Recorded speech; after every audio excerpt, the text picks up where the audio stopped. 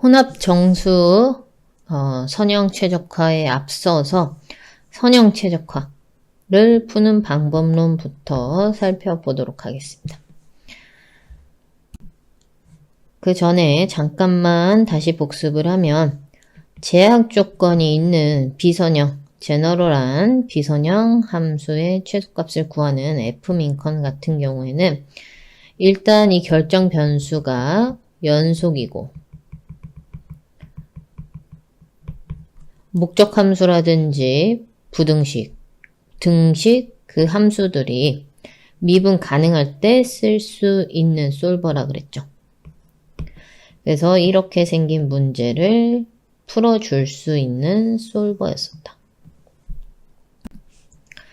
쿼드 프로그는 뭐였었냐면 QP 문제를 풀어줄 수 있는 솔버로서 결정 변수에 대해서 2차항, 최고차항이 2차항까지 포함되어져 있는 문제를 풀어줄 수가 있고 제한 조건은 이제 선형 제한 조건까지 되어져 있는 문제를 이제 QP 문제다. Quadratic Objective Function with Linear Constraint를 QP Quadratic Programming 문제라 그러고 이걸 풀어줄 수 있는 매트랩의 솔버가 쿼드프로그다. 여기서 목적 함수에 상수가 더해지고 안 더해지고는 큰 의미가 없다. 왜냐하면 우리 만약에 목적 함수가 이렇게 생겼다라고 하면 상수만큼 더해진 건 그대로 평행 이동이 되기 때문에 최적점은 바뀌지 않기 때문이다. 린 프로그라는 것이 있다. 이거는 리니어 프로그래밍 문제를 풀어줄 수 있는 솔버다. 리니어 프로그램 문제는 뭐냐면 여기 목적 함수도 이제 선형 함수로 구성이 되어져 있고 constraint도 모두 다 선형일 때 풀어주는 솔버가 되겠다. 그러면 선형 계획법 예제부터 요 푸는 방법은 이렇고 예제부터 살펴볼 거야. 예제를 풀기 전에 당연한 방법론이긴 한데 읽어보도록 하겠습니다. 주어진 선형 제한 조건들을 만족하면서 선형인 목적 함수를 최적화하는 것이다. 선형 계획법이라는 것은 변수들을 정의를 한다. 변수들을 포함하는 선형 등식 제한 조건과 부등식 제한 조건을 파악을 한다. 선형의 목적 함수를 정의를 한다. feasible region을 파악을 한다. 여기서 목적 함수의 최대, 최소화하는 값을 찾는다. 예제를 바로 살펴보도록 하겠습니다. 어떤 사람이 두 종류의 빵을 판매를 한대요. 초코빵이라는 것과 밀빵을 판매를 한대요. 초코빵을 만들 때는 밀가루 100g과 초콜릿 10g이 필요하대요. 밀빵을 만들 때는 밀가루 50g이 필요합니다. 재료비를 제하고 나면 초코빵을 팔 때는 100원이 남고 밀빵을 팔면 40원이 남는데요. 오늘 이 사람이 밀가루 3,000, 초콜릿 100g을 가지고 있대요. 만약에 전부 팔 수 있다. 그러고 더 이상의 재료 공급을 받지 않는다라고 가정을 했을 때 내가 어떤 종류의 빵을 얼마나 만들어야 되는지 이익을 극대화하기 위해 이거를 우리가 한번 적어보도록 할게요. 최대화 하는 문제가 되겠죠. 일단 목적 함수는 뭐가 될까요?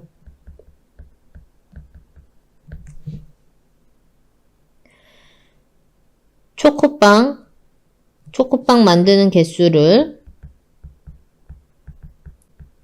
x1이라고 선언을 하고 밀빵 만드는 개수를 x2라고 선언을 해볼게요.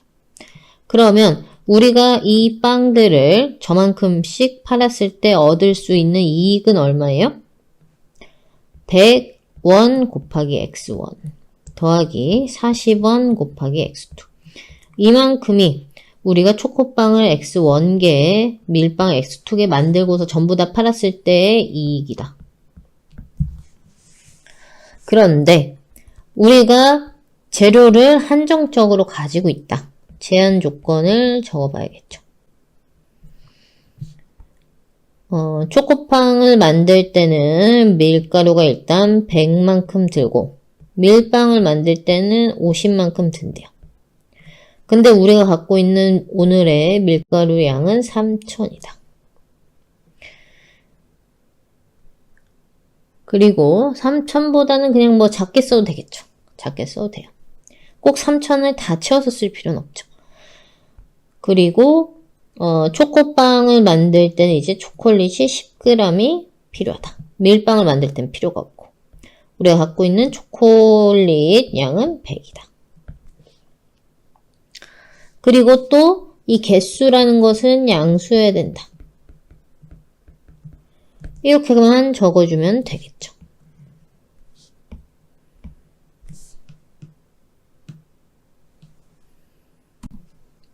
자, 앞에서 제가 했던 말을 다시 한번 정리를 해 놓은 거예요. 우리가 만들 초코빵의 개수를 x1, 밀빵의 개수를 x2라고 하자. 그러고 나서 얘네들이 이제 만족을 해야 되는 제한 조건들을 한번 파악을 해보자. 초코빵 만들 때 밀가루 100, 밀빵 만들 때 50만큼 필요한데 우리가 갖고 있는 건 지금 3000. 그 이하가 되어야만 한다. 이 이상으로는 쓸 수가 없기 때문에 초코빵을 만들 때 초콜릿이 10만큼 들고 초콜릿은 지금 100만큼 있다. 개수기 때문에 양수여야 된다. 우리가 이익을 극대화하기 위해서 목적함수 어떻게 되죠? 초코빵 만들 때 100원이 남고 밀빵 만들 때 40원이 남는다. 이걸 최대화하는 x1과 x2 값을 찾아라. 그래서 여기까지 싹 다 했습니다. 여기서 잠깐 그래프를 살펴보도록 할게요. 그래프를 살펴보면은 우리가 feasible region을 판단을 하려고 해요. 일단 x1이 여기 축이고 x2가 이쪽 축입니다. 둘 다 0보다 크거나 같아야 된다. 라는 조건으로 음수인 영역은 의미가 없어집니다. 이 첫 번째 부등식을 그래프로 그려봤더니 여기 빨간색 선이에요. 무슨 얘기냐? 이 빨간색 선이라는 것은 100x1 더하기 50x2 이꼴 3000의 직선입니다.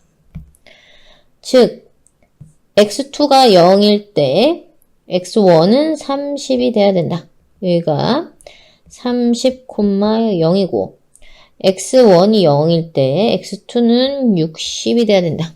그래서 이 지점이 바로 0,60이 되겠죠.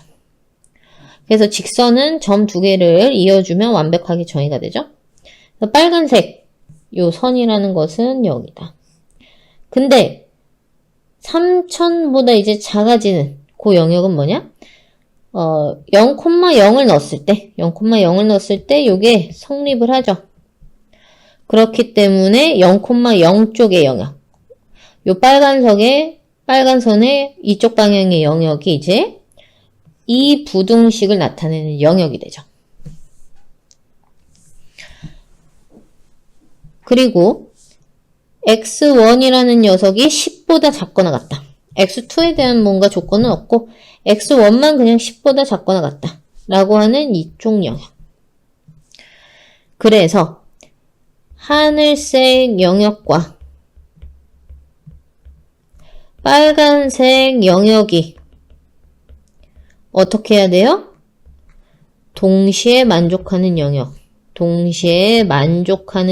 바로 feasible region이다 라는 거죠. 두 부등식을 동시에 만족하는 영역은 어디다? 노란 색깔 영역이다.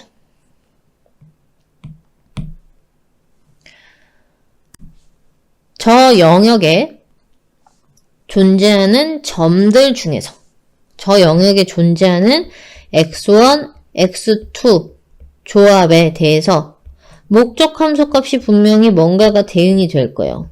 그 녀석들 중에서 목적 함수를 최대로 하는 녀석을 찾자라는 거죠. 우리 목적 함수는 얘였어요. 얘가 만약에 800인 케이스는 어딘지를 한번 그려보는 거예요. 이 직선의 방정식을 이렇게 표현을 해보면 우리가 그리기가 편하죠? y절편이 어디를 지나고 있어요? 20이라는 데를 지나고 있어요. 그리고 기울기는 2.5 4분의 10. 그래서 x1은 결과적으로 어딜 지나냐면은 x2가 0인 케이스이기 때문에 8을 지나고 있네요. 8. 여기가 8. 어쨌든 요거는 보라색 점선이다. 보라색 점선이다. 즉, 요 보라색 점선 위에 있는 x1과 x2 조합 애들은 그 이득이 뭐예요? 800원이라는 거예요. 그쵸? 만약에 요 목적 함수 값이 1600이 되는 애들이 어떻게 생겼는지를 또 그려본 거예요. 그려봤더니 기울기는 변화가 없죠. 기울기는 변화가 없고 요 1600 때문에 y절편만 변해요. 그래서 기울기 변화 없이 쭉 움직이는 거죠. 파란색 점선이 됩니다. 파란색 점선 위에 그리고 feasible region 안에 있는 그 점들은 이익이 얼마예요? 1600원입니다. 이 점선이 기울기는 변하지 않은 채 어디까지 움직일 수 있을까를 생각을 해보는 거예요. 초록색까지 최대한 feasible region 위에 점들 중에서 점이 존재를 하면서도 최대한 y절편을 크게 가져간 거. 그게 초록색 점선이다. 쭉 움직여서 여기까지만 움직일 수가 있죠. 이거보다 더 움직이면 이쪽 방향으로 더 움직이면은 feasible한 포인트에서 feasible한 리전에 포함되는 해가 없죠. 점이 없어요. 그러니까 부등식을 만족하는 점들 중에서 이익을 최대로 하는 녀석을 찾다 보니까 우리가 최대한 움직일 수 있는 이제 직선이 초록색이다. 그 초록색에 대응이 되던 그 이익은 얼마냐? 2,600원이다. 그리고 이 2,600원을 주는 feasible한 포인트는 딱 한 포인트밖에 없다. 10,40. 10,40 어떻게 나온 거겠어요? 그래프를 보시면 요 파란색 부등식 얘와 우리 목적 함수를 표현을 하는 저 직선이 만나는 데죠? 결국 그냥 x1은 10이요. 10이고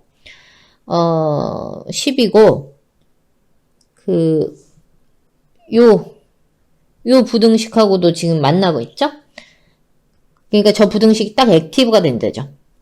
10x1 equal 100으로 부등식 일단 하나가 액티브가 돼 있고 또 100x1 더하기 50x2 equal 3000으로 또 액티브가 돼 있어요. 부등식 두 개가 액티브가 되어져 있는 지점. x1 일단 10이고 x2는 얼마예요? 40. 요 두 개가 만나는 그 포인트다. 최적점이. 거기서 목적 함수 값 계산을 해주시면 되죠. x1 자리에 1000, x2 자리에 40 대입을 해서 2600이 된다. 이 예제로부터 우리가 얻을 수 있는 교훈은 뭐냐면요. 선형계획법이라는 것은 일단 목적 함수라는 게 선형함수라 그랬고요. 제한 조건들을 표현을 할 때 그 함수들이 또 선형이라 그랬어요. 제한 조건들이 선형함수로들만 이루어져 있으면은 어떤 현상이 이루어지냐면 요 feasible한 리전이 이렇게 생겼어요. affine form이라고 부르는데 이렇게 다각형꼴로 생기게 돼요. 공간으로 가도 뭔가 이렇게 다각 부피를 가지고 있는 뭐 그런 형태. 물론 3차원 이상은 우리가 뭐라고 표현을 못 하겠지만 뭐 이런 식으로 생긴 형태를 가질 수밖에 없어요. 그리고 목적 함수도 아까 얘기했듯이 이렇게 어떤 직선이 되는 거예요. 혹은 평면이 되거나. 고차원으로 가면 이제 또 뭔가 표현이 애매하지만 그러면 이 feasible region과 만나면서 이 목적 함수가 최대로 움직일 수 있는 지점이 아까 그래서 꼭지점에서 최적점이 나타났죠. 근데 만약에 이 목적 함수의 기울기라는 녀석이 우연히도 이 제한 조건에 요 제한 조건을 나타내는 제한 조건, 부등식 제한 조건에 그 액티브된 그 녀석의 기울기랑 같았다면 얘가 한참 움직였을 때 여기랑 이렇게 만나버리는 거예요. 그러니까 feasible region의 꼭지점이나 가장자리 선분에서 최적해가 나오더라.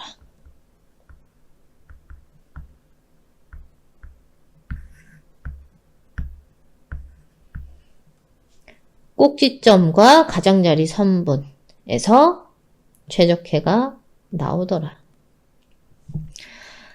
이 이론을 근거로 해서 심플렉스 메소드라는 게 심플렉스 알고리즘이라는 게 등장을 합니다. 뒤쪽에서. 이 컨셉에 기반을 해서 심플렉스 메소드는 선형 계획법, 리니어 프로그래밍 문제를 풀어주게 됩니다.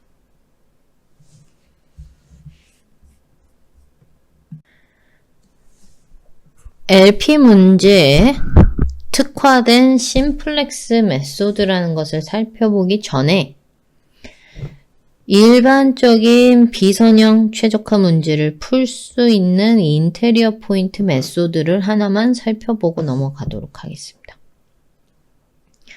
인테리어 포인트 메소드는 뭐냐면 부등식, 제가 KKT 컨디션을 설명을 할 때 부등식 때문에 어렵다, 풀기가 어렵다 이런 얘기를 했어요. 만약에 등식만 있었으면은 그냥 연립항정식 풀어서 그 지점이 최적해다 이렇게 말을 할 수 있다라 그랬는데 부등식 때문에 어떤 점을 찾았을 때 그 부등식이 만족을 했냐 안 했냐, 그래서 멀티플라이어가 양수냐 아니냐, 0보다 크거나 같냐 아니냐를 판단해야 되기 때문에 풀기가 어렵다라 그랬어요. 부등식이 등장하던 그 멀티플라이어가 0보다 크거나 같았어야 됐기 때문에 그거를 이제 회피를 하자는 거예요. 이 부등식을 우리가 목적함수 쪽으로 올려버릴 수가 있다. 근데 어떻게 올려버릴 수가 있냐면 로그 함수를 사용을 하면 돼요. 로그 버리어 펑션이라는 걸 사용을 하면 되는데 이게 뭐냐면 우리 로그 함수 이렇게 생겼어요. 이렇게 생겼고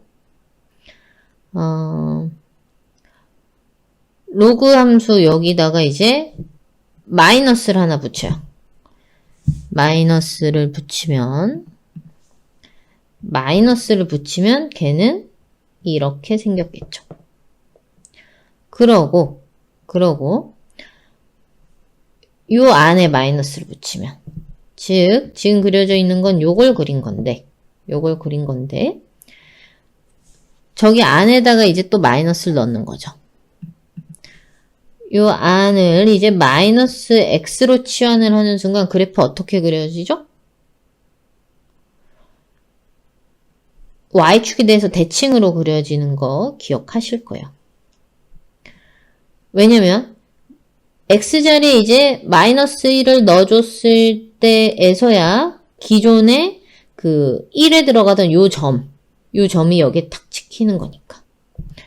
즉 무슨 얘기냐? 마이너스 로그 마이너스 x를 그려주면은 그 그래프는 어떻게 된다? 요렇게 생겼다. x자리에 마이너스 1 대입을 하면은 ln 1 이어서 0이죠. 그래서 여기 점 딱 찍히고 x가 이제 0에 가까워질수록 이제 무한대로 날아가고 음수에서 0으로 가까워질수록 어쨌든 그래프가 이렇게 됩니다. 요 x 대신에 이제 gx가 들어가져 있는 꼴이죠. gx에 대해서 마이너스 로그 마이너스 gx라는 녀석은 요 검은색 선처럼 그려진다.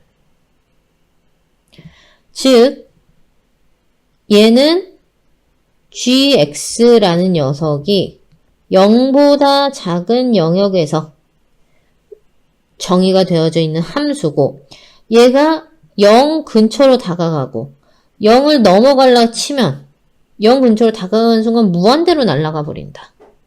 그렇기 때문에 그런 꼴을 기존의 목적 함수에다가 더해놓고 나서 미니마이제이션을 해라 라고 하는 순간 알아서 gx는 0보다 작거나 같은 작은 영역에서 해를 찾을 것이다.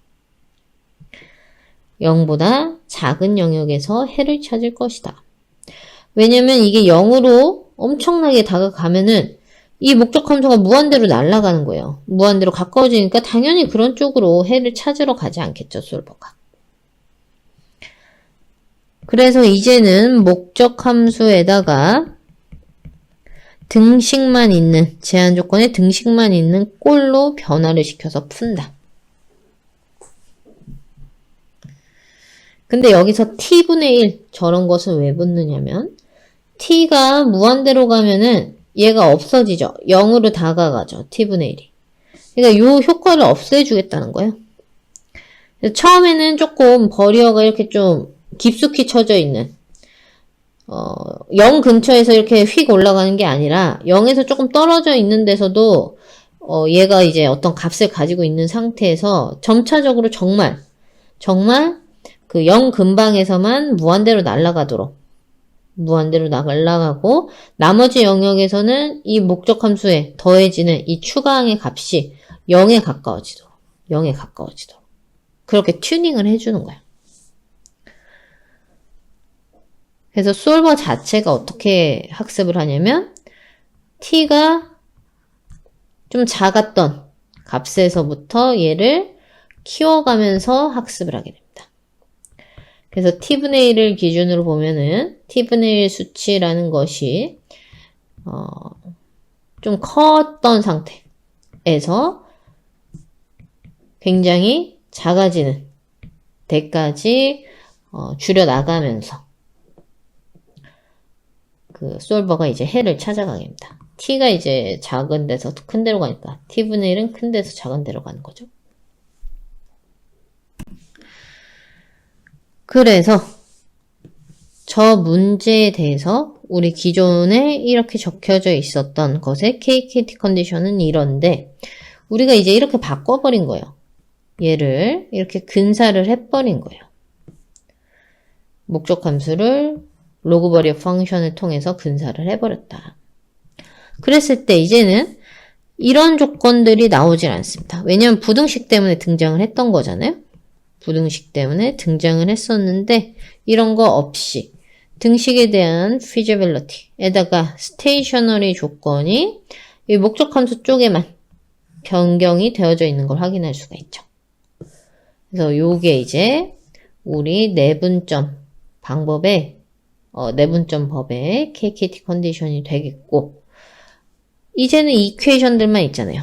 이 연립방정식을 풀어서 그 해가 있겠죠? 그 포인트가 바로 최적점이다 라고 판단을 하는 거예요. 물론 한 번 미분 때렸다고 무조건 최소점이 아닐 수는 있죠. 그래서 추가적인 뭔가 체크를 해서 극대점이 아니고 뭐 다른 문제 있는 상황이 아니라 그러면은 이제 최소점이라고 판단을 내리겠다라는 거예요. 솔버가. 어쨌든 최적점이라면 요 KKT 컨디션을 만족을 하니까 KKT 컨디션 만족하는 점 중에서 문제 없는 애들을 솔버가 찾아주는 것이다. 즉, 요 내분점에서 시작을 해서 그 t가 커질수록 더 근사가 된다 그랬죠. 여기 제한 조건에 더 가까이 이 펑션이 붙는다 그랬잖아요. 더 붙어요. 요 값을 처음에는 좀 이렇게 떨어져 있었는데 얘가 붙는 거예요. 붙어요. 그렇기 때문에 점차적으로 여기 끝에 있는 포인트까지도 찾아 나가게 되는 거다. 그래서 이런 미분 가능한 로그 버리 펑션을 도입을 해서 LP 문제를 풀 수도 있다.